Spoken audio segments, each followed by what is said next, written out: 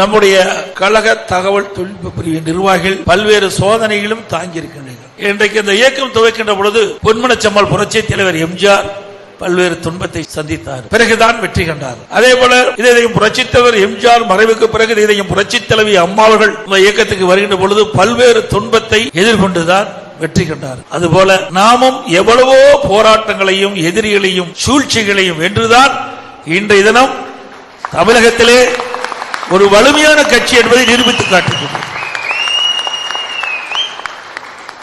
ஒரு கட்சி நடத்துவது என்பது எளிதல்ல. இன்றைக்கு நம்முடைய இருவரும் தலைவர்கள் மறைவுக்கு பிறகும் நம்முடைய கட்சியை உடைக்க, சிதைக்க, முடக்க எத்தனையோ பேர்கள் எவ்வளவு முயற்சியை மேற்கொண்டார்கள். அத்தனையும் முறியடிக்கப்பட்டது.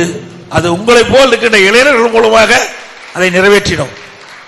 அது மட்டுமல்ல, நம்முடைய ஐடி விங் நிர்வாகிகள் மீது பல்வேறு வழக்குகள் அவ்வப்போது இந்த விடியா திமுக அரசு பதிவு செய்து கொண்டிருக்கின்றது. நிச்சயமாக உறுதியாக அனைத்து இந்திய அண்ணா திராவிட முன்னேற்ற கழகம் உங்களுக்கு பாதுகாப்பாக இருக்கும் என்பதை உறுதி கொடுக்கின்றது.